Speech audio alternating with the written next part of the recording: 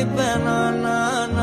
என் மூச்சவ பேச்சவ பேசலும் அழகவ எனக்குள்ள கலக்குற ஆக்சிஜன் அளவவ யாரவ நூத்துக்கு நூறவ அவதான் என்னவளா ஒரலையவ கலையவ அழகிய நிலவவ நிழலிலும் ஜொலிக்கிற நிரந்தர ஒளியவ சரியவ தவறவ சிரிக்கிற சிரிப்புக்கு அவதான் காரணமா